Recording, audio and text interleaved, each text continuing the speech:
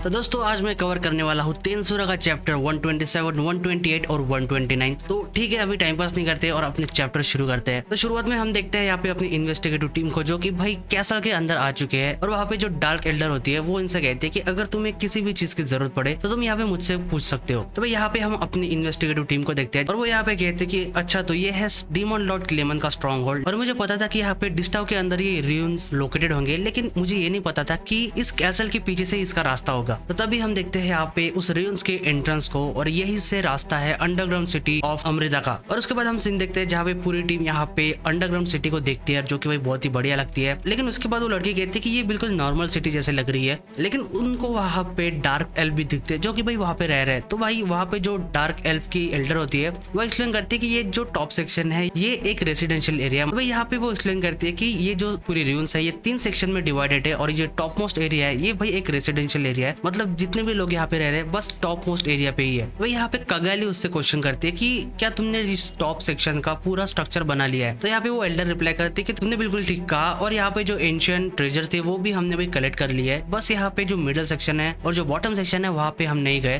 क्योंकि हमको वहाँ पे जाने की परमिशन ही नहीं थी। लेकिन उसके बाद वो एक्सप्लेन करते हैं कि मैंने ऐसा सुना है कि जो बॉटम सेक्शन है मतलब बॉटम लेवल वहाँ पे क्रिप्टिक है, मतलब भाई ऐसी जगह जहाँ पे लाशों को दफनाया जाता है, क्योंकि हमने सुना था इनकी हिस्ट्री क्या थी, बहुत सारे एल्स मारे गए थे, तो उस वजह से ऐसा वो कहती है। तो भाई ये सुन के यहाँ पे रिमोरू सोचता है कि शायद क्लेमन ने उसे ये चीज बताई होगी। लेकिन उसके बाद यहाँ पे रिमोरू कहता है मिलिम से कि देखो मिलिम, ये जो पूरी रूइन है ये एक्सकेवेशन होने के बाद ये तुम्हें ही बिलोंग करने वाली है, तो तुम्हें कोई दिक्कत तो नहीं यहाँ पे कि तुम यहाँ पे इन सारे लोगों को रहने दोगी। तो भाई यहाँ पे मिलिम मुस्कुराते हुए कहते हैं कि मुझे कोई भी प्रॉब्लम नहीं है अगर वो यहाँ पे लोग रहते भी है तो भाई यहाँ पे जो डार्क एल्डर है वो मिलिम को थैंक यू करती है। लेकिन उसके बाद यहाँ पे मिलिम कहते हैं कि अगर ये लोग यहाँ पे अपना जो काम है वो ठीक तरह से करते हैं तो भाई उसे कोई भी प्रॉब्लम नहीं है। तो यही सुन के यहाँ पे रिमोरू सोचता है कि जो फ्रे ने यहाँ पे मिलिम को ट्रेनिंग दी है शायद वो कंप्लीट हो चुकी है, क्योंकि मिलिम यहाँ पे एक पॉलिटिकल पर्सन की तरह बात कर रही है। लेकिन उसके बाद हम देखते हैं यहाँ पे गोप्टा को, जो कि कहता है कि ये एक बिल्कुल रेगुलर टाउन जैसा लग रहा है, लेकिन वो सोचता है कि क्या यहाँ पे नीचे से मॉन्स्टर तो नहीं आएंगे। और उसके बाद वो कहता है कि अगर नीचे लोगों को दफनाया गया है तो मुझे लगता है कि यहाँ पे नीचे से घोष भी आ सकते हैं। लेकिन भाई वो एल्डर रिप्लाई करते हैं कि मैंने अभी तक ऐसा कभी भी नहीं सुना, तो मुझे नहीं लगता कि ऐसा होने वाला है। और वैसे भी नीचे जाने का बस एक ही रास्ता है, और वो भी सिर्फ जो सर क्लेमेंट थे उन्हें ही पता था कि आखिर उसे खोलना कैसा है। लेकिन भाई यहाँ पे अपना गोफ्टा क्वेश्चन करता है कि अगर हम इस चीज को खोल ही नहीं सकते तो हम नीचे जाएंगे कैसे। तो भाई तभी यहाँ पे मिलिम उसे कहते हैं कि मैं बताती हूँ कैसे। और वो भाई आवाज देती है शियोन को, और शियोन एक्सप्लेन करती है कि मैं बस उसे एक ही अटैक में तोड़ दूंगी। तो भाई ये सुनते ही यहाँ पे रिमोरू कहता है कि तुम बिल्कुल भी ऐसा कर नहीं सकती। तो भाई यहाँ पे रिमोरू कहता है कि अगर तुम इसे तोड़ने वाली हो तो मैंने इन एक्सपर्ट को आखिर बुलाया क्यों है। लेकिन तभी यहाँ पे मिलिम शियोन से कहते हैं कि तुम जो करने वाली थी वो बिल्कुल भी काम नहीं करने वाला। मतलब भाई वो एक ही सीन में पलट जाती है यहाँ पे, और भाई अपना गोप्टा भी मजे लेता है कि तुमने अभी खुद की साइड चेंज कर दी। मतलब भाई पहले वो यहाँ पे शियोन के साइड में थे, लेकिन अभी उसने पलटी मार ली है। तभी हम देखते हैं इन सबको, जो कि भाई यहाँ पे जो दरवाजा है जो कि मिडिल सेक्शन की तरफ जाता है वहाँ पे सारे लोग आ चुके हैं। तभी पहले यहाँ पे कगाली उस दरवाजे को स्कैन करती है और वो कहती है कि ये जो डिफेंस मैकेनिज्म इसके ऊपर लगा है ये एंशिएंट मैजिक से चल रहा है, मतलब जब तक हम इसको निकालते नहीं है भाई तब तक ये दरवाजा ओपन नहीं होगा। और अगर हम इससे ताकत लगा के मतलब तोड़ के अगर इसे खोलने की कोशिश करते हैं तो इसके जो डिफेंस मैकेनिज्म है वो स्टार्ट हो जाएंगे पूरे रूइंस में।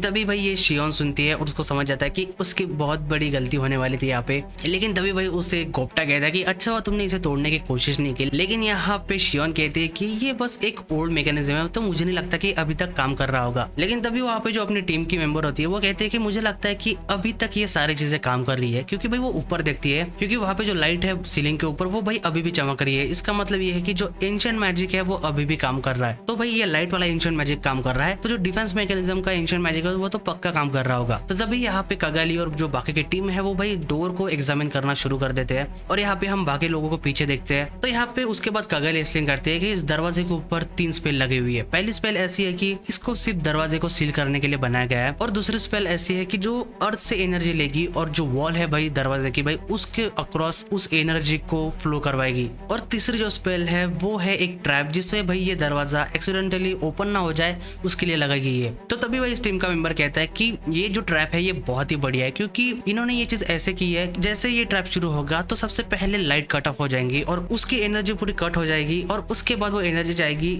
उन सारे इंट्रूडर्स को एलिमिनेट करने के लिए, मतलब वहां पे पूरा अंधेरा होगा तब। लेकिन उसके बाद वो दूसरे मेंबर कहते हैं कि अगर हम इसे स्टेप बाय स्टेप और प्रॉपरली करते तो शायद ये दरवाजा ओपन हो जाएगा। तो यहाँ पे हम देखते हैं रिमोरू और मिलिम को। यहाँ पे रिमोरू कहता है कि अगर क्लेमन इसको कैसे ओपन करता था, या क्लेमन को इस रूइन की जिम्मेदारी दी गई थी कि भाई तू ही इसको रन कर सकता है, या फिर उसे कुछ और चीजें पता थी। तो उसके बाद मिलिम एक्सप्लेन करते कि मुझे नहीं लगता ऐसा कुछ है, क्योंकि भाई ये जो क्लेमैन है वो अभी अभी सामने आया था और ये इतना पुराना नहीं है कि उससे इस रून्स के बारे में इतना कुछ पता हो, क्योंकि ये जो रून्स है ये बहुत पहले से है। तो यहाँ पे कगाली एक्सप्लेन करते कि मुझे ऐसा लगता है कि उसने इस सील को अंडू कर दिया होगा, मतलब उसने इस सील को सॉल्व कर दिया होगा। और यहाँ पे वो कहते कि मुझे जितना याद है ये जो क्लेमैन था वो बहुत ही गिफ्टेड था इन सारी चीजों में। तो तभी भाई यहाँ पे रिमोरू सोचता है कि आखिर क्लेमैन के पास कौन सी स्किल थी। तभी यहाँ पे रफाल सेंसे उसे एक्सप्लेन कर दे कि उसके पास एक स्किल थी जिसका नाम था मैनिपुलेटर। तो तभी यहाँ पे रिमोरू को याद आता है कि तुमने बिल्कुल सही कहा, शायद ये वही स्किल है जिससे वो लोगों को कंट्रोल कर सकता है और एक इनक्रिप्टेड मैसेज भी भेज सकता है जिनको भाई वो ही पढ़ सकता है। तो यहाँ पे तभी रिमोरू सोचता है कि भाई इसने बिजलबब के इस्तेमाल से उसे निगल लिया है, तो उसकी जो स्किल है यहाँ पे रिमोरू भी इस्तेमाल कर सकता है। तो भाई यहाँ पे रफाल सेंसे भी कहते कि तुमने बिल्कुल सही कहा। तो तभी यहाँ पे हम इन दोनों को देखते हैं और यहाँ पे कहते कि शायद हमें इसे डिसाइफर करने में बहुत टाइम लगने वाला है। तो भाई वो दूसरा बंदा कहता है कि तुमने बिल्कुल सही कहा, लेकिन ये कोई नई चीज नहीं है जो कि हमने पहले कभी की ना हो, तो हमें बस यहाँ पे सेटल डाउन करना पड़ेगा खुद को और उसके बाद हम अपना काम शुरू करते हैं। लेकिन तभी भाई यहाँ पे रिमोरू आता है और वो कहता है कि क्या मैं एक बार ट्राई कर सकता हूँ इसको। तो तभी यहाँ पे रिमोरू इन सारी चीजों को देखता है और वो समझ जाता है कि इन सारी स्पेल्स को एक दूसरे के ऊपर रखा गया है उसको कॉम्प्लेक्स बनाने के लिए। और थोड़ी देर बाद उसको कम्प्लीटली चेक करने के बाद यहाँ पे रिमोरू सक्सेसफुली उस स्पेल को रिलीज कर देता है। तो तभी हम देखते हैं यहाँ पे सब लोग खुश हो चुके हैं, लेकिन यहाँ पे रिमोरू सोचता है कि वो अकेले इस चीज को कभी भी कर नहीं पाता, लेकिन उसके पास अभी रफाल सेंसे है, तो भाई वो आसानी से उसके इस्तेमाल से इन सारी चीजों को सॉल्व कर सकता है। और उसके बाद वो यहाँ पे इन सबसे कहता है कि तुम्हें बस यहाँ पे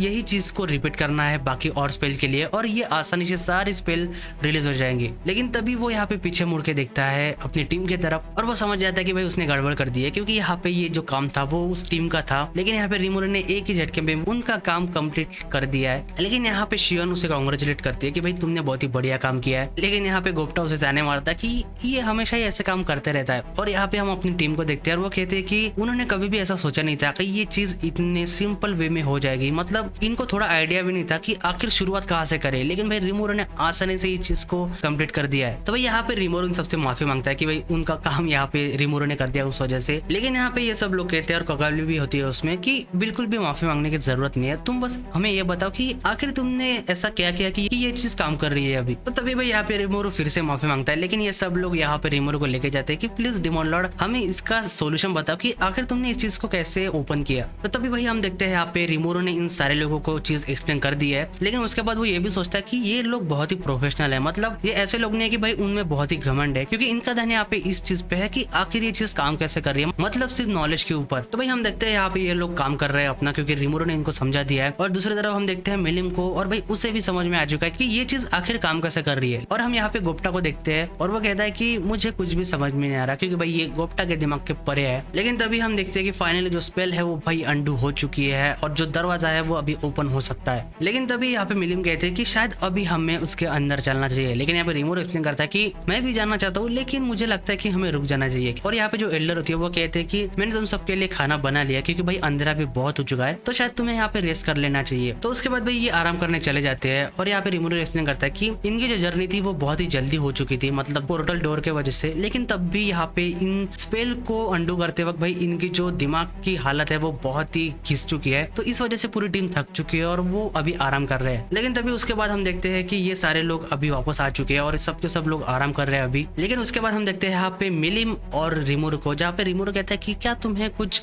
गड़बड़ लगी यहाँ पे, और क्या तुम्हें कगाली को चेक किया कि क्या वो किसी से बात कर रही थी बाहर, और क्या इसने कोई मैसेज भेजा। तो यहाँ पे मिलिम कहते कि मैंने ऐसा बिल्कुल भी सेंस नहीं किया, क्योंकि अगर वो ऐसा करती तो शायद मुझे पता चल जाता। तो यहाँ पे रिमोरू सोचता है कि इसका मतलब ये है कि शायद मुझे अभी कगाली और उसकी जो टीम है उसे सस्पेक्ट करने की कोई भी जरूरत नहीं। लेकिन तभी भाई यहाँ पे अपने रफाल सेंसे कहते हैं कि ऐसा बिल्कुल भी नहीं है, क्योंकि हो सकता है कि ये जो लोग हैं वो सोल कॉरिडोर से बात कर रहे हैं, तो उसके अंदर हमें बिल्कुल भी पता नहीं चलेगा कि इन्होंने कोई मैसेज भेजा है बाहर। तो यहाँ पे रिमोरू सोचता है कि अभी भी उसे सतर्क ही रहना पड़ेगा, मतलब वो अभी भी अपने गार्ड नीचे नहीं कर सकता। तो उसके बाद यहाँ पे रिमोरू सोने चला जाता है, लेकिन यहाँ पे मिलिम जगी रहती है, क्योंकि भाई वो इतनी एक्साइटेड है कि उसे नींद नहीं आती। लेकिन भाई उस रूम के बाहर हम देखते हैं यहाँ पे गोप्टा को, जो कि यहाँ पे पहरेदारी कर रहा है, और भाई ये बंदा पूरा सोया हुआ है और उसके हाथ में वो गन भी है, मतलब भाई गन लेके ये बंदा सोया है। लेकिन उसके बाद अपना अगला दिन निकलता है और यहाँ पे उन्होंने फाइनली उस दरवाजे को ओपन कर लिया है। और उसके बाद हम देखते हैं भाई ये सब लोग अभी उस दरवाजे के अंदर, मतलब जो मिडल सेक्शन था वहां पे जा रहे हैं। लेकिन यहाँ पे गोप्टा कहते हैं कि ये चीज बहुत ही ऑपरेसिव है, क्योंकि यहाँ पे जो सीलिंग है वो भाई बहुत ही नीचे है, मतलब इसकी हाइट बहुत कम है। और यहाँ पे शियोन भी कहते हैं कि यहाँ पे हाइट बहुत कम हो चुकी है, शायद इस वजह से हमें ऐसा लग रहा है। लेकिन यहाँ पे मिलिम मुस्कुराते हुए कहते हैं कि ये बिल्कुल अपनी जो रून्स है, मतलब लेबिरिंथ है उसके जैसा लग रहा है। लेकिन तभी भाई ये लोग सब यहाँ पे उस वॉल के ऊपर जो पेंटिंग्स है उनको देखते हैं, वो सोचते हैं कि ये अभी भी बहुत ही बढ़िया शेप में है, मतलब इतने सालों बाद भी। तो उसके बाद यहाँ पे रिमोरू इन सारी चीजों को देख के सोचता है कि इनको देख के हमें जो हमने फेरी टेल सुनी है ऐसा लग रहा है कि हम उन्हीं को देख रहे हैं। और वो कहता है कि इसको देख के उसे बहुत पीछे की चीजें याद आ रही है जो कि उसने पहले भी देख रखी है। तो तभी हम देखते हैं यहाँ पे मिलिम को, जो कि इन चीजों को देख के उसका जो इमोशन है और उसका जो रिएक्शन है वो पूरा बदल जाता है। और उसको यहाँ पे रिमोरू भी देखता है, क्योंकि भाई सारे लोगों के लिए ये एक हिस्ट्री होंगी, ये पुरानी चीजें होगी, क्या फेरी टेल होगी, लेकिन मिलिम के लिए ये उसकी एक्चुअल लाइफ की स्टोरी है जो कि भाई बहुत पुरानी है। तो ये सारी चीजें उसके साथ पहले हुई है, क्योंकि हमने जो स्टोरी सुनी थी जहाँ पे मिलिम का जो एक फ्रेंड था जो कि एक ड्रैगन था, उसको खत्म करने के बाद उसने गुस्से में आके पूरे नेशन को खत्म कर दिया। तो लोगों के लिए ये स्टोरी है, लेकिन मिलिम के लिए ये उसकी एक्चुअल लाइफ है। लेकिन तभी यहाँ पे मिलिम का ध्यान भटकाने के लिए रिमोरू से कहता है कि क्यों हम यहाँ पे थोड़ा लंच कर ले। तो भाई यहाँ पे मिलिम तैयार हो जाती है, लेकिन उसके बाद हम देखते हैं पूरी टीम यहाँ पे बैठने के लिए तैयार है और यहाँ पे डिस्कस करते हैं कि क्या मुझे यहाँ पे फायर लगानी चाहिए। तो भाई वो दूसरा बंदा रिप्लाई करता है कि बिल्कुल भी नहीं, क्योंकि यहाँ पे अगर फायर आउट ऑफ कंट्रोल हो गई तो कुछ भी हो सकता है। तो तभी यहाँ पे रिमोरू आके भाई सबको यहाँ पे खाना देता है और सब लोग यहाँ पे कंफ्यूज होते हैं कि भाई इतना गर्म खाना और इतना बेहतरीन खाना आखिर आया कहाँ से। तो यहाँ पे मिलिम को भी हम खाते हुए देखते हैं जो कि बहुत ही खुश है, लेकिन वो यहाँ पे दूसरी लड़की जो कि इन्वेस्टिगेटिव टीम के मेंबर है वो रिमोरू से क्वेश्चन करती है कि आखिर तुमने इतना बेहतरीन खाना लाया कहाँ से। तो रिमोरू कहता है कि तुम्हें टेंशन लेने की कोई भी जरूरत नहीं है, क्योंकि भाई वो उसने उसके पेट में रखा था स्टोर करके। तो अगर वो उन्हें यहाँ पे एक्सप्लेन करेगा तो उनको बहुत ही बेकार लगने वाला है, लेकिन भाई वो एक स्लाइम है तो उसके लिए चीजें डिफरेंट है। तो यहाँ पे गगाली भी कहते हैं कि उसने कभी एक्सपेक्ट नहीं किया था कि वो डंजन के अंदर, मतलब यहाँ पे इस रूइन के अंदर कभी ऐसा बेहतरीन खाना खाएगी। तो यहाँ पे वो रिमोरू कहता है कि उसने डार्क एल्फ की जो एल्डर है उससे पहले ही कहा था कि थोड़ा खाना पैक करने के लिए। और उसके बाद रिमोरू एक्सप्लेन करता है कि मैं नहीं चाहता था कि यहाँ पे हम लोग यहाँ पे आग जलाए, क्योंकि उसके वजह से कुछ भी हो सकता है, और वो नहीं चाहता था कि यहाँ पे जो भी सारी चीजें हैं उनको भाई थोड़ा भी डैमेज हो। तो यहाँ पे गगाली भी कहते हैं कि ये तुमने बिल्कुल सही सोचा है। तो तभी हम देखते हैं कि आपने अपनी पूरी टीम फिर से अभी लेबिरिंथ के अंदर जा रही है इन सारी चीजों को डिस्कवर करने के लिए। लेकिन उसके बाद जो लड़की होती है वो कहती है कि मैं एक शामनस हूँ, तो मुझे आप एलिमेंटल कम्युनिकेशन क्यों नहीं सिखाते। तो भाई यहाँ पे ये सारे लोग एक एक करके रिमोरू से सीखने की कोशिश करते हैं कि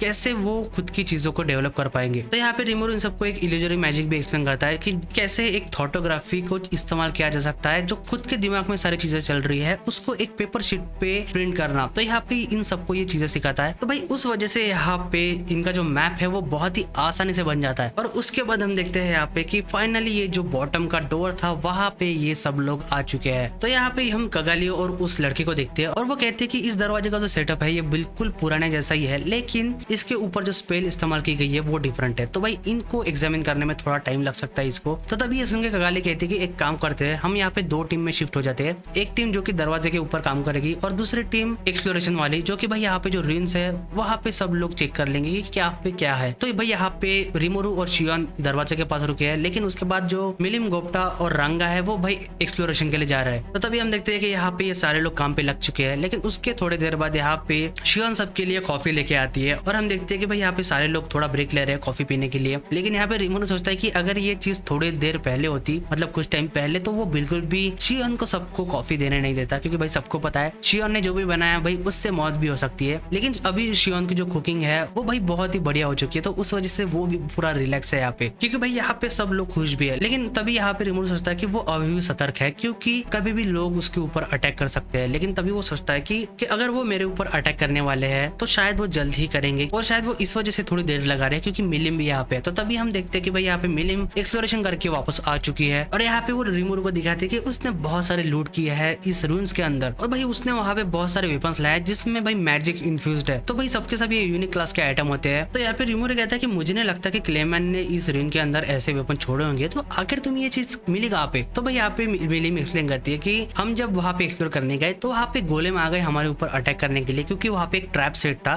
तो उनके हाथ में ये वेपन्स थे और उनको हराने के बाद ये वेपन हमें मिल गए। तो भाई यहाँ पे रिमोरू कहता है कि तो तुम गए और ट्रैप चालू हो गए। लेकिन उसके बाद यहाँ पे मिलिम कहते हैं कि तुमने बिल्कुल सही कहा, और भाई यहाँ पे गोप्टा भी एक्सप्लेन करता है कि लेडी मिलिम बिल्कुल सही कह रहे, क्योंकि हम जैसे ही गए तो हमारे पास कोई चांस ही नहीं था। तो उसके बाद यहाँ पे गोप्टा एक्सप्लेन करता है कि हमारे पास जो शामनस है वो भी थी, मतलब जो कि यहाँ पे ट्रैप को एनालाइज करती है और डिटेक्ट करती है, उसे भी वो दिखा नहीं। तो यहाँ पे वो शामनस भी एक्सप्लेन करती है कि यहाँ पे जो ट्रैप था वो भाई बायोलॉजिकल पैटर्न पे सेट था, मतलब जब भी कोई भी बायोलॉजिकल चीज वहाँ पे जाएगी तो वो ट्रैप सेट हो जाएगा और ऑन हो जाएगा, और हम तभी उसको एनालाइज कर पाएंगे या डिटेक्ट कर पाएंगे, तब हमें उसकी एक्चुअल जो वेवलेंथ है उसका पता हो। और वो कहते हैं कि अगर यहाँ पे लेडी मिलिम नहीं होती तो शायद हम यहाँ पे जिंदा ही नहीं बचते। तो भाई यहाँ पे रिमोरू कहता है कि शायद ये जो पूरा सेक्शन है वो सारे इंट्रूडर्स को एलिमिनेट करने के लिए बनाया गया है। लेकिन उसके बाद यहाँ पे कागाली भी कहती है कि हो सकता है कि यहाँ पे और गोलेम आ जाए, क्योंकि अभी भी हमने बहुत सारे ट्रैप्स को डिटेक्ट नहीं किया है। लेकिन तभी भाई ये जब कहती है तो तभी वहाँ पे एक अर्थक्वेक जैसा आता है उस रूइंस के अंदर। तो यहाँ पे सब लोग कहते हैं कि क्या ये ट्रेमर किसके है, क्या यहाँ पे अर्थक्वेक आ चुका है। तो यहाँ पे रिमोरू सोचता है कि मुझे नहीं लगता कि यहाँ पे कोई अर्थक्वेक आया है। और यहाँ पे कागाली सबको शांत करने में लगती है कि टेंशन मत लो, ये स्ट्रक्चर बहुत स्ट्रॉन्ग है तो ये इतने आसानी से नहीं गिरने वाला। लेकिन यहाँ पे हम गोप्ता को देखते हैं और वो कहता है कि अगर ये अर्थक्वेक नहीं है तो आखिर ये है क्या। लेकिन यहाँ पे रिमोरू एक्सप्लेन करता है कि मुझे भी नहीं पता, लेकिन ये एक अर्थक्वेक तो नहीं है। क्योंकि यहाँ पे रिमोरू एक्सप्लेन करता है कि उसने इस रूइंस के ऊपर एक एनर्जी ब्लास्ट को महसूस किया है और जैसे कि ये एक मैनमेड चीज है तो भाई उस वजह से ये अर्थक्वेक तो नहीं हो सकता। लेकिन तभी यहाँ पे रफाल से उसे कहते हैं कि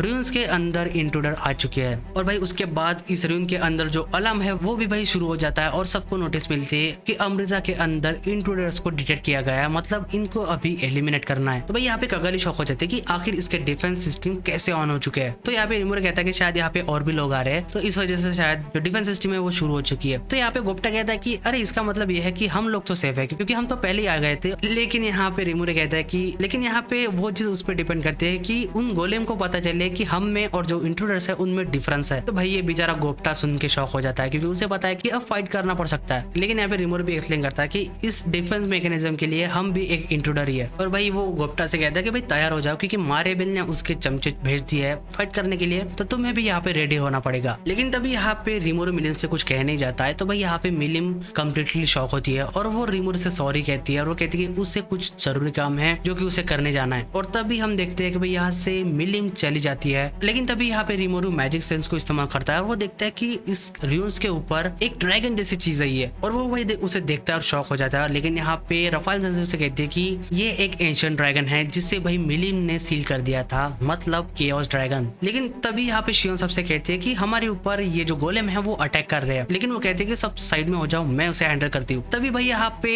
शियोन अपने स्वॉर्ड से अटैक करती है। लेकिन भाई उस रूइन के अंदर का जो एरिया है वो पहले बहुत ही छोटा है हाइट में, तो उस वजह से उसकी स्वॉर्ड अभी वहाँ पे फंस चुकी है। और भाई वो गोलेम सीधा अटैक कर देते हैं शियोन के ऊपर। और भाई वो यहाँ पे माफी मांगते कि उसने चेक ही नहीं किया कि ये जो सीलिंग है वो बहुत ही छोटी है। और तभी भाई यहाँ पे रिमोरू जल्दी से उस दरवाजे को, जो कि तीसरा दरवाजा है, उसे खोलने की कोशिश करता है क्योंकि उसे भी नहीं पता उसके आगे क्या है। लेकिन यहाँ पे उससे थोड़ी जगह चाहिए। तो तभी भाई ये दरवाजा ओपन हो जाता है और सारे लोग उस दरवाजे के अंदर जाते हैं। और तभी हम उसके अंदर देखते हैं कि वहाँ पे एक स्टोन टैबलेट रखा है जो कि बहुत ही बड़ा है और रिमोरू भी उसे देखता है। और भाई यहाँ पे वो एक्सपेक्ट नहीं करता। भाई उसके बाद यहाँ पे हम देखते हैं गोप्ता फाइट कर रहा है। लेकिन यहाँ पे कागाली क्वेश्चन करती है कि मैंने कभी नहीं सोचा था कि हमें खत्म करने के लिए लोग केओस ड्रैगन को जिंदा कर देंगे। तो भाई यहाँ पे रिमोरू माफी मांगता है कि मेरी वजह से तुम्हें भी यहाँ पे मिक्सअप होना पड़ा इन सारी चीजों में। तो यहाँ पे कागाली उससे कहते हैं कि सर रिमोरू शायद आपके बहुत दुश्मन बन चुके हैं। लेकिन यहाँ पे रिमोरू कहता है कि देखो मैंने ये जानबूझ के नहीं किया है, क्योंकि यहाँ पे पहले जो किंगडम ऑफ फॉलमुथ था उसने मेरे ऊपर अटैक किया, उसके बाद क्लेमेन था उसने अटैक किया, और उसके बाद जो हिनाटा जो कि एक सेंट थी उसने भी अटैक किया। मतलब कभी भी रिमोरू ने यहाँ पे पहला अटैक नहीं किया है। तो यहाँ पे कागाली कहते हैं कि इसका मतलब ये है कि क्या तुमने कभी भी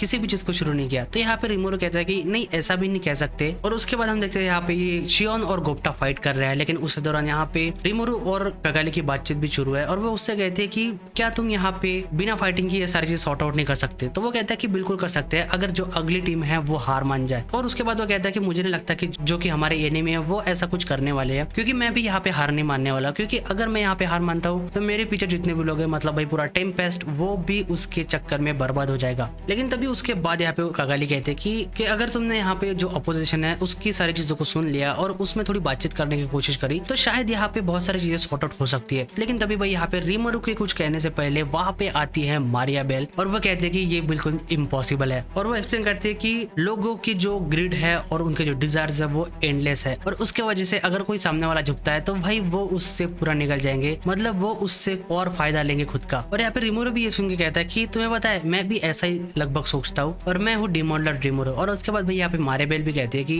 तुमसे मिलकर अच्छा लगा डिमॉन लॉर्ड रिमोरू, और मेरा नाम है मारियाबेल और मैं तुम्हारी दुश्मन हूँ। और उसके बाद भाई हम इन दोनों को फेस ऑफ करते हुए देखते हैं और उसके बाद हम देखते हैं कि ये दोनों भी आमने सामने आ चुके हैं। और यहाँ पे उसके बाद रिमोरू से कहता है कि देखो फाइट करने से पहले मैं कुछ यहाँ पे चीजें कहना चाहता हूँ। और रिमोरू से कहता है कि क्यों ना तुम मेरी जो अलायंस है उसको ज्वाइन कर लो, और उस वजह से हम ये जो कॉन्फ्लिक्ट हो रहा है भाई उसको अवॉइड कर सकते हैं। तो यही चीज यहाँ पे मारियाबेल भी उससे कहते हैं कि तुम यहाँ पे मुझे ज्वाइन क्यों नहीं कर लेते, क्योंकि वैसे भी तुम यहाँ पे हारने ही वाले हो, तो उससे अच्छा है कि तुम मुझे ज्वाइन कर लो। तो यहाँ पे रिमोरू एक्सप्लेन करता है कि तुम्हारे जो तौर तरीके है काम करने के वो शायद मेरे पॉलिसीज के साथ काम नहीं करते, क्योंकि तुम गरीब लोगों को मार देती हो और जो भी अमीर है उनको ही सेव करती हो। तो भाई यहाँ पे मारिया बेल एडमिट करती है कि तुमने बिल्कुल सही कहा, लेकिन आखिर उससे क्या ही फर्क पड़ता है, क्योंकि ये पूरी दुनिया और ये हमारी जो लाइफ चल रही है वो सर्वाइवल ऑफ द फिटेस्ट के ऊपर काम करती है। तो भाई ये यहाँ पे हम गोप्टा और शियोन को भी देखते हैं जो कि इन सारी बातों को सुन रहे हैं। लेकिन यहाँ पे रिमोर एक्सप्लेन करता है कि ये बहुत ही घटिया बात है, क्योंकि बहुत सारे लोग अपने लाइफ में कोई पहले सक्सेसफुल होता है, कोई बाद में सक्सेसफुल होता है। तो भाई किसी की जो स्किल है वो बहुत ही जल्दी लोग सुन लेते हैं और उनका जो टैलेंट है वो भाई बहुत ही जल्दी सामने आ जाता है, लेकिन कुछ लोगों को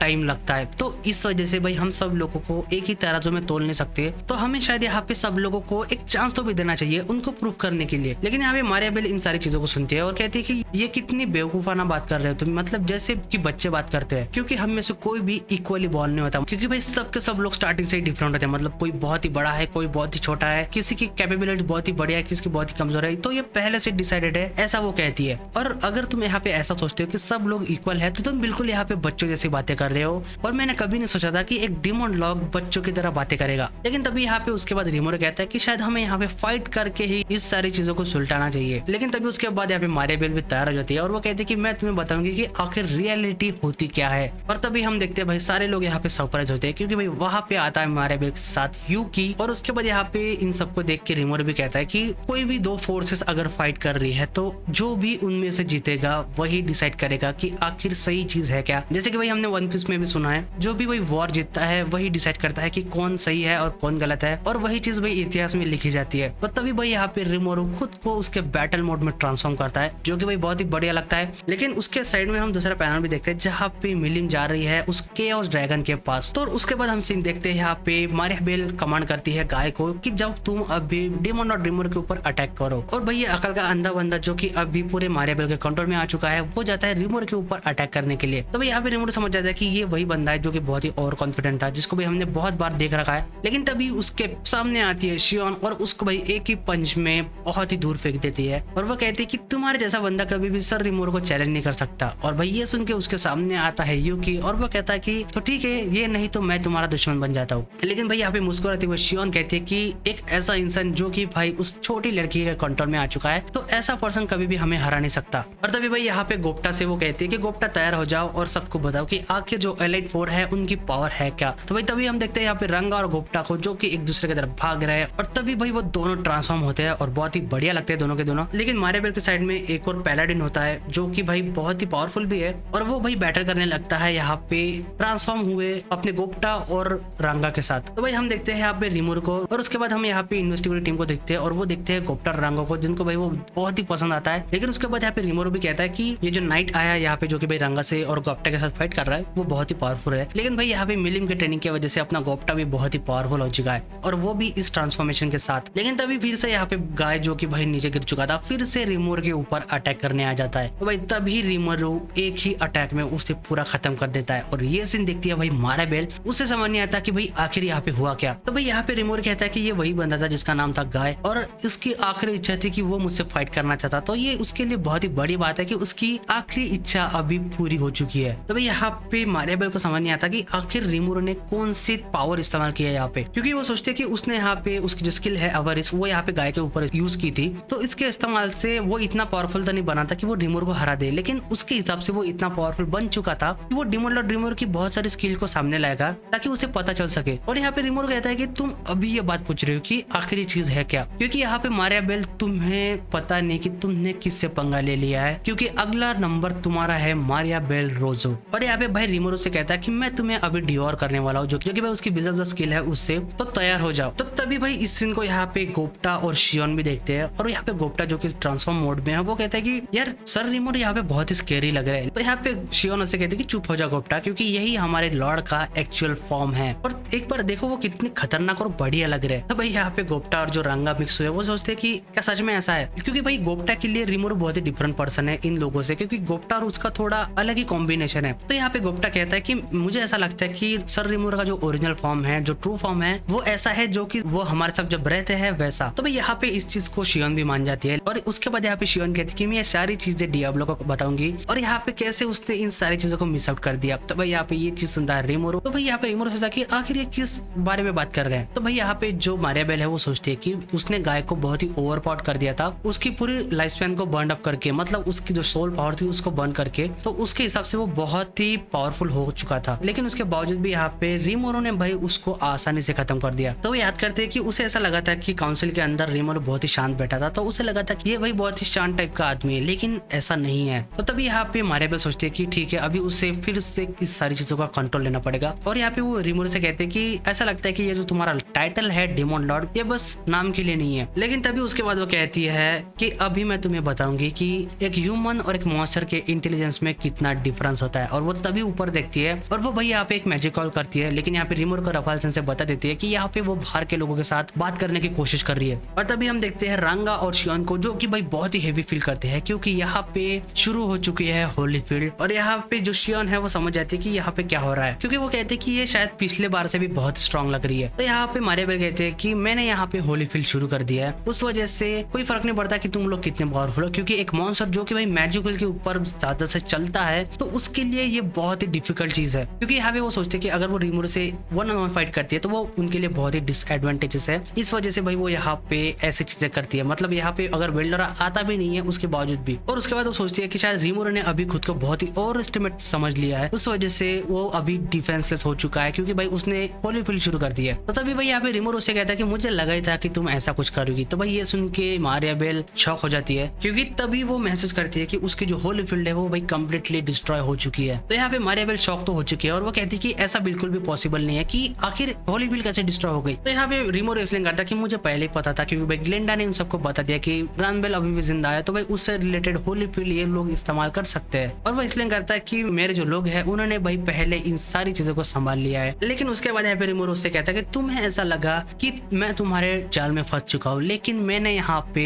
खुद को एक बेट की तरह इस्तेमाल किया तुम्हें यहाँ पे बुलाने के लिए, क्योंकि मुझे पता था कि तुम मुझे कंट्रोल में करना चाहती हो और उसके लिए तुम्हें मेरे पास आना पड़ेगा। तो तभी भाई यहाँ पे मारियाबेल समझ जाती है कि उसने खुद ही यहाँ पे गलती कर दी है। तो तभी यहाँ पे मारियाबेल कहते हैं कि ठीक है, अभी मुझे सीरियस होने की जरूरत है, और वो भाई अपने फुल फोर्स के साथ अटैक करने के लिए तैयार होती है। और यहाँ पे रीमोरो भी रिप्लाई करता है कि मैं भी रिप्लाई करने के लिए तैयार हूँ अपने फुल फोर्स से। तो तभी भाई यहाँ पे मारियाबेल एक नई स्किल इस्तेमाल करती है, लॉस्ट एंट्रोपी। और भाई यहाँ पे डेमन लॉर्ड रीमोरो उसके पूरे जाल में फंस चुका है। और तभी हम देखते हैं कि यहाँ पे रीमोरो हिल नहीं पाता। और उसके बाद यहाँ पे मारियाबेल कहती है कि मैं तुम्हें मारना तो नहीं चाहती थी, लेकिन मैं इतनी बेवकूफ भी नहीं हूँ कि तुम्हारे जैसे डेंजरस पर्सन को मैं जिंदा छोड़ दूंगी अभी। तो भाई तभी ये सीन देखती है शियोन, और वो चिंता में होती है कि भाई रीमोरो को क्या हुआ। लेकिन तभी उसके पीछे से यूका कहता है कि शायद तुम्हें मेरे तरफ ध्यान देना चाहिए। तभी यहाँ पे मारियाबेल उससे कहती है कि कोई फर्क नहीं पड़ता कि तुम कितने स्ट्रांग हो, क्योंकि तुम्हारी जो इच्छा है तुम्हें जिंदा रहना है, यही इसकी कमजोरी है। तो यही चीज इस स्किल को सबसे डेंजरस बनाती है। तो भाई रीमोरो उससे कहता है कि अच्छा, तो ये स्किल ऐसे काम करती है। तो भाई ये सुन के यहाँ पे मारियाबेल सरप्राइज होता है कि भाई ये अभी भी बात कैसे कर रहा है। तो उसके बाद यहाँ पे रीमोरो एक्सप्लेन करता है कि जो तुम्हारी स्किल है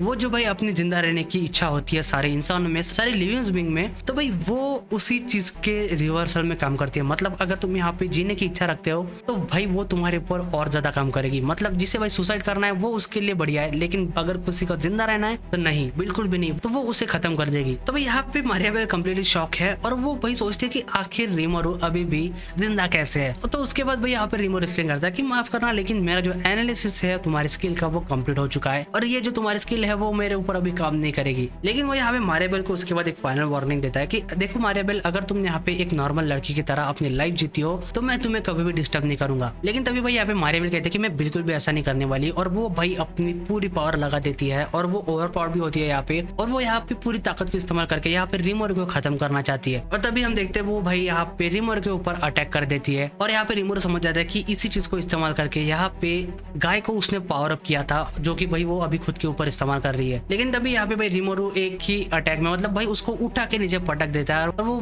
वहीं पे भाई निपट चुकी है। और रीमोरो उससे अभी कहता है कि टेंशन मत लो, मैं तुम्हें डिवोर कर लूंगा और तुम्हारी जो मौत है वो आराम से हो जाएगी। लेकिन तभी हम देखते भाई रीमोरो के पीछे की जो दीवार है उसके ऊपर कोई तो भी भाई जोर से टकराता है, और रीमोरो यहाँ पे पीछे मुड़ के देखता है, और वो होती है शियोन, क्योंकि भाई यहाँ पे यूकी ने उसके ऊपर बहुत ही खतरनाक अटैक किया था। और तभी यहाँ पे ये सीन देख के मारियाबेल जोर से हंसने लगती है, और वो कहते हैं कि मैंने कभी नहीं सोचा था कि डेमन लॉर्ड रीमोरो तुम मुझे इतना पुश कर दोगे। और तभी हम देखते हैं यहाँ पे यूकी उसके तरफ जाता है, और भाई ये सीन यहाँ पे कगाली भी देखती है, और यहाँ पे यूकी भी कहता है कि मैंने भी कभी नहीं सोचा था कि रीमोरो तुम यहाँ पे मारियाबेल को हरा दोगे। लेकिन उसके बाद वो कहता है कि देखो तुम्हें भूलना नहीं चाहिए कि मैं भी यहाँ पे खड़ा हूँ। तो तभी भाई यहाँ पे रफाल से रीमोरो को रिपोर्ट करती है कि ये जो यूकी है उसकी पावर धीरे धीरे बढ़ती जा रही है, क्योंकि जो मारियाबेल है वो भाई खुद की पावर यहाँ पे यूकी में ट्रांसफर कर रही है। तो तभी यहाँ पे यूकी रिमोर के ऊपर अटैक करने के लिए तैयार हो जाता है और उसके बाद हम देखते हैं इन दोनों का बहुत ही खतरनाक क्लैश। और भाई ये पैनल बहुत ही बढ़िया है और उसके बाद हम देखते हैं इस अटैक की वजह से बहुत ही खतरनाक शॉकवेव निकलती है जिसकी वजह से भाई सारे लोगों के ऊपर इसका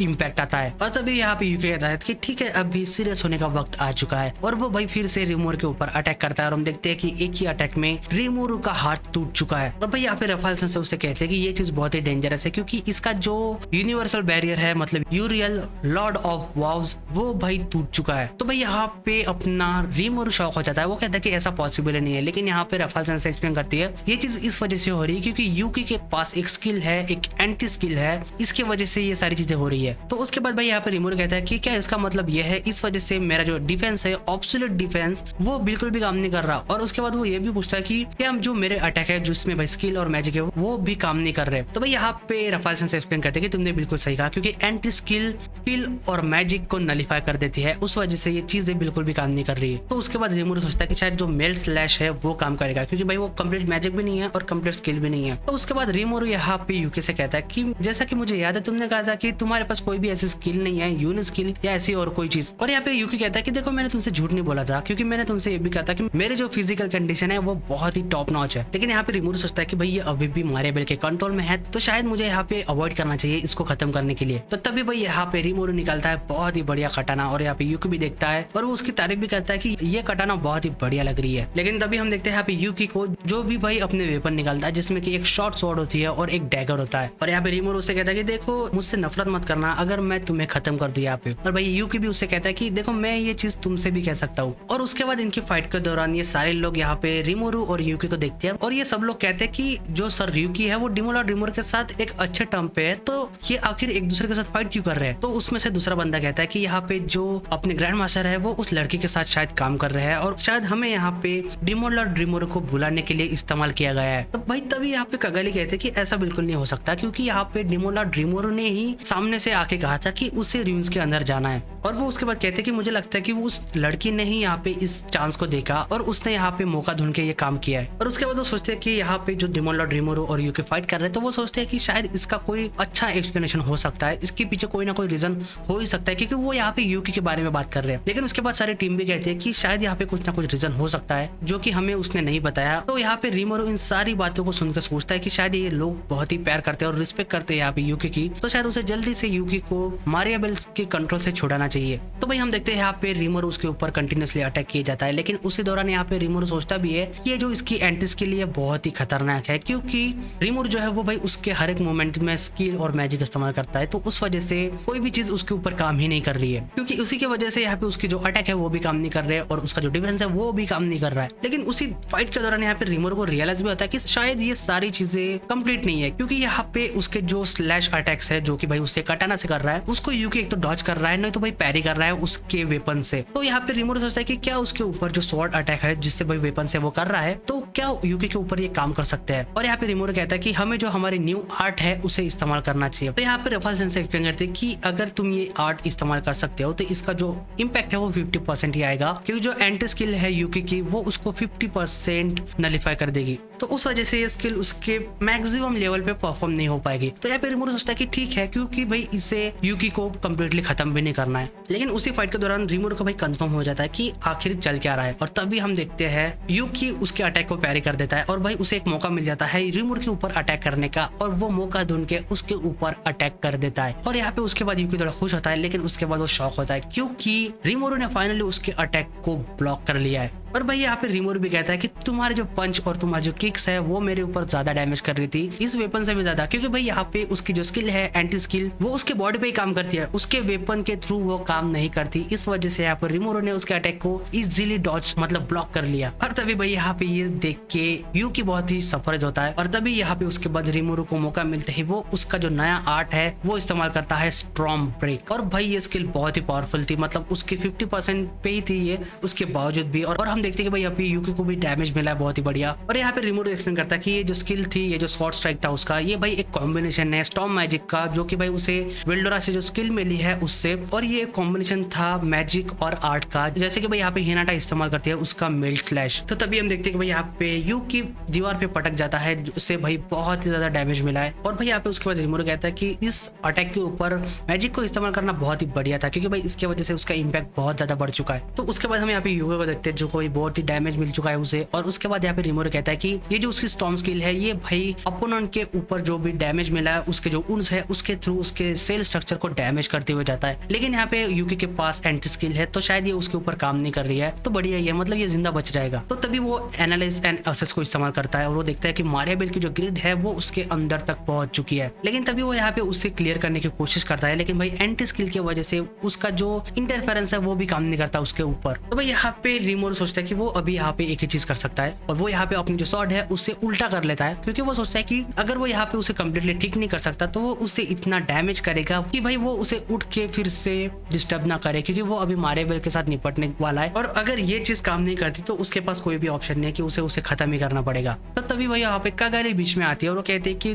डिमोन और डिमोरू तुम प्लीज रुक जाओ यहाँ पे, क्योंकि मुझे नहीं लगता कि यूकी अभी जो मारियाबेल के कंट्रोल में रहेगा, क्योंकि वो बहुत ही स्ट्रॉन्ग पर्सन है और वो कभी भी ऐसे किसी के भी बातों में नहीं आ सकता। तो भाई हम पूरी टीम को भी देखते हैं यहाँ पे, जो कि भाई ऐसे ही रिक्वेस्ट करते हैं रिमोरू से। और यहाँ पे कागाले भी यूकी से कहते हैं कि सर यूकी आपको शायद अभी उठ जाना चाहिए, क्योंकि मुझे नहीं लगता कि आप ऐसे किसी के भी कंट्रोल में जा सकते हो। तो तभी भाई यहाँ पे इन सारी बातों को रिमोरू सुनता है और वो सोचता है कि ऐसा लग रहा है कि मैं भाई यहाँ पे एक विलन बन चुका हूँ अभी। लेकिन तभी यहाँ पे रिमोरू सबको कहता है कि तुम लोग यूकी से दूर हो जाओ, क्योंकि वो अभी भी किसी और के कंट्रोल में है। लेकिन तभी हम देखते हैं कागाली को कि उसके पीछे से यहाँ पे यूकी कहता है कि तुम्हारी बातें सुन के शायद मुझे होश आ चुका है। और भाई यहाँ पे सब लोग कहते हैं कि सर यूकी क्या आप सच में ठीक हो चुके हो? तो भाई यहाँ पे यूकी एक्सप्लेन करता है कि तुम लोगों की आवाज सुन के मैं सच में यहाँ पे मेरे होश में आ चुका हूँ। और तभी हम देखते हैं कि भाई सब लोग यहाँ पे खुश हो चुके हैं। लेकिन यहाँ पे रिमोरू सोचता है कि क्या यहाँ पे यूकी ज्यादा होशियार बन रहा है, मतलब क्या यहाँ पे वो प्रिटेंड कर रहा है कि वो ठीक हो चुका है। तो भाई यहाँ पे रफाजन से कहते हैं कि नहीं ऐसा नहीं है, क्योंकि मैंने डिटेक्ट किया है कि उसके अंदर जो मारियाबेल की ग्रिड थी वो अभी कम्प्लीटली जा चुकी है, मतलब भाई वो अभी सच में ठीक हो चुका है। और यहाँ पे रिमोरू सोचता है कि ये कैसी घटिया एंडिंग है, मतलब इतनी आसानी से इतनी हैप्पी एंडिंग कैसे हो गई। तो भाई यहाँ पे हम यूकी को देखते हैं और वो रिमोरू से कहता है कि सॉरी मेरे वजह से तुम्हें इतना कुछ करना पड़ा और मुझे ऐसे झेलना पड़ा। तो तभी भाई यहाँ पे रिमोरू भी अपने स्वॉर्ड अंदर रख लेता है, मतलब जो कटन है वो। लेकिन उसके पीछे ही हम देखते हैं उस नाइट को और जो अपना गोप्टा आया था जो कि ट्रांसफॉर्म हुआ है उसको, और भाई इनकी बहुत ही बड़बड़ चल रही होती है। तो भाई यहाँ पे रिमोरू गुस्से में आके कहता है कि गोप्टा जल्दी से उसको निपटा दो यार, क्यों टाइम पास कर रहे हो। लेकिन यहाँ पे अपना गोप्टा कहता है कि सर रिमोरू आपको शायद यहाँ पे आके कुछ सुनना चाहिए। और तभी भाई हम इन दोनों का सीन देखते हैं और यहाँ पे रिमोरू को पता चल चुका है कि आखिर सीन क्या है। और वो एक्सप्लेन करता है कि रांगा जो है और जो गोप्टा है उनका भी अपर हैंड था इस फाइट के अंदर। लेकिन ये जो नाइट है यहाँ पे उसका अपोनेंट वो भाई एक बैटल स्टेज का पार्ट था, जो कि भाई उसे गोप्टा बताता है। और उस वजह से जब यहाँ पे ग्लेंडा ने उसको रिप्लेस किया तो वो भाई उसके पैर में पड़ चुका था, तो उस वजह से वो यहाँ पे उसका बदला लेना आया है, क्योंकि उसे लगता है कि डिमोन और डिमोरा ने ग्लेंडा को खत्म कर दिया। और वो कहता भी है फिर से कि तुमने यहाँ पे ग्लेंडा को खत्म कर दिया, इस वजह से मैं तुम्हें खत्म कर दूंगा। तो भाई यहाँ पे यही चीज यहाँ पे गोप्टा उसे एक्सप्लेन करता है। लेकिन उसके बाद भाई रफाल सेंसे को इस्तेमाल करके उसे वो फिर से ठीक कर देता है और वो कम्प्लीटली उसे एक्सप्लेन कर देता है कि ग्लेंडा बिल्कुल ठीक है। तो भाई यहाँ पे वो बंदा क्वेश्चन करता है कि तुमने ये सारी चीजें मुझे पहले बताई क्यों नहीं। तो यहाँ पे गोप्टा अपने एक्सप्लेन करता है कि मैंने तुम्हें ये पहले बताया था लेकिन तुमने मेरी बात ही नहीं सुनी। लेकिन उसके बाद हम सीन देखते हैं यहाँ पे रिमोरू का, जो कि कहता है कि भाई मिलिम जो है वो केओस ड्रैगन के पास जा चुकी है, तो शायद उसे भी उधर जाना चाहिए। लेकिन उसके बाद वो सोचता है कि शायद मुझे उधर जाने से पहले मारियाबेल को निपटा देना चाहिए। तो भाई यहाँ पे अपना गोप्टा जो कि ट्रांसफॉर्म है वो कहता है कि सर मैंने देखा था कि वो इस डायरेक्शन में भागी थी। लेकिन तभी हम देखते हैं भाई वहाँ पे यूकी को, जो कि रिमोरू से कहता है कि रिमोरू मैं मारियाबेल से निपटना चाहता हूँ। तो भाई यहाँ पे रिमोरू उसकी तरफ देखता है और वो कहता है कि तुम बहुत ही बैडली हर्ट हो चुके हो। लेकिन यहाँ पे वो कहता है कि मैं हील हो चुका क्योंकि कागाले ने मुझे हील कर दिया। तो रिमोरू कहता है कि भाई तुम्हारे ऊपर तो एंटी स्किल चालू थी, तो हीलिंग कैसे काम कर गई। तो वो बताता है कि मैं इस चीज को ऑन और ऑफ कर सकता हूँ, तो इस वजह से यहाँ पे कागाले ने मुझे हील कर लिया है। लेकिन उसके बाद यहाँ पे रिमोरू कहता है कि क्या तुम सच में उसे हरा सकते हो। तो भाई यहाँ पे यूकी कहता है कि देखो मेरी पहले ही बहुत ही बेइज्जती हो चुकी है, तो मैं यहाँ पे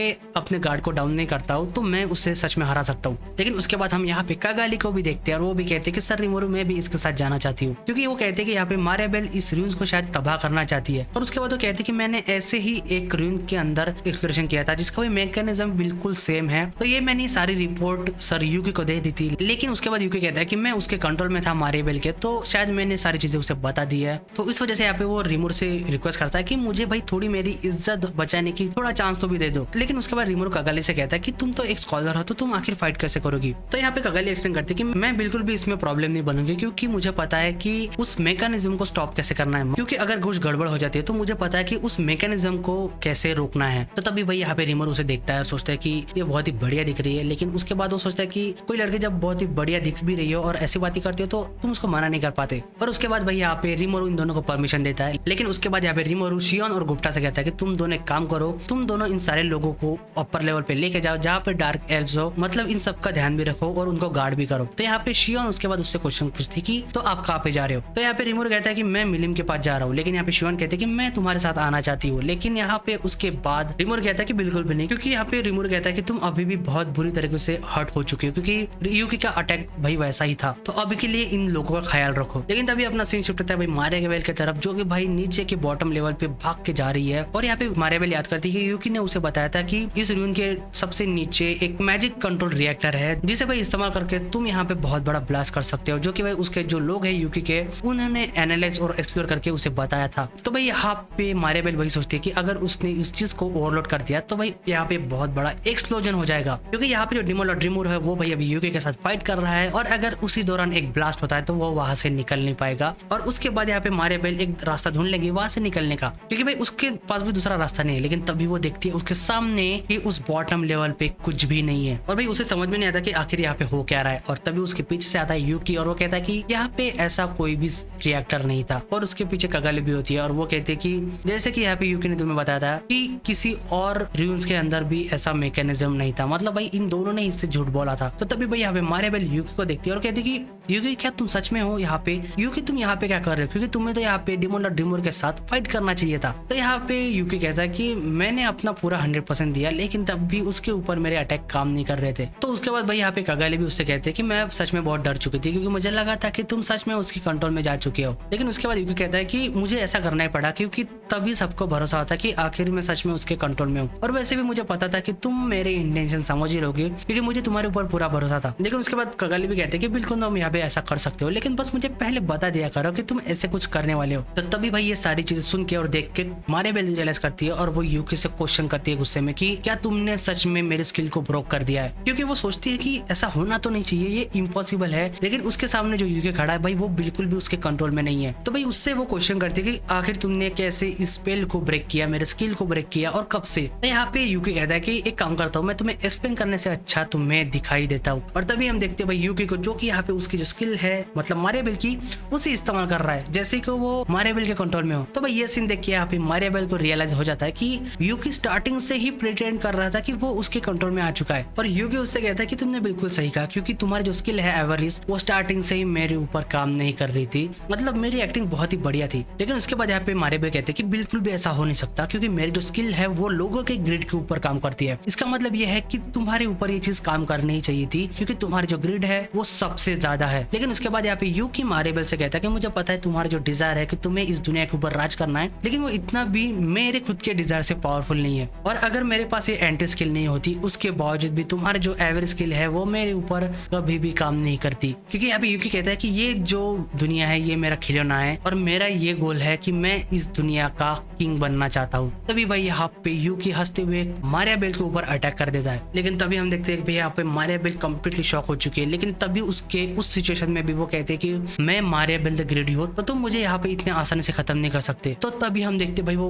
पूरी अपनी पावर लगा देती है यूकी को खत्म करने में। लेकिन यहाँ पे यूकी कहता है कि उससे कोई भी फर्क नहीं पड़ने वाला, क्योंकि ये तुम्हारे जो छोटे डिजायर्स है जो कि भाई बहुत ही कमजोर है, ये मेरे ऊपर कभी भी काम नहीं करने वाले। क्योंकि तभी हम देखते हैं कि मारियाबेल की जो पावर है वो भाई फ्लो हो रही है यूकी के अंदर। तो वो सोचते हैं कि बिल्कुल भी ऐसा होना नहीं चाहिए, क्योंकि उसकी पावर दूसरे के अंदर जा रही है, ऐसा पॉसिबल ही नहीं है। और वो कहते हैं कि ऐसा बिल्कुल भी नहीं होना चाहिए। लेकिन यहाँ पे यूकी कहता है कि बिल्कुल ऐसा हो सकता है, क्योंकि वो स्किल बस एक ज्यादा वर्दी पर्सन की तरफ जा रहा है, मतलब यूकी। और तभी हम देखते हैं कि भाई यहाँ पे मारियाबेल खत्म हो चुकी है। और यहाँ पे यूकी उससे कहता है कि अगर तुम यहाँ पे 10 साल पहले पैदा होती तो शायद तुम सच में इस दुनिया के ऊपर राज करती, लेकिन तुम्हारा लक ही खराब था। और उसके बाद वो कहता है कि तुम्हारी जो बॉडी है वो बहुत ही यंग थी तुम्हारी पूरी पावर को कंट्रोल करने के लिए। लेकिन उसके बाद वो कहता है कि अरे तुम तो अभी मेरी बात सुन नहीं सकती, क्योंकि भाई वो यहाँ पे कम्प्लीटली खत्म हो चुकी है। और तभी भाई यहाँ पे मारियाबेल को वो नीचे रख देता है और वो फाइनली उसे गुड नाइट कहता है। और वो कहता है कि तुम्हारे डिजायर्स अब मेरे हो चुके हैं मारियाबेल, मारेबेल। लेकिन उसके बाद हमें एक्सप्लेन किया जाता है कि मारेबेल जो कि भाई बहुत ही ऐसे वॉर के एरा में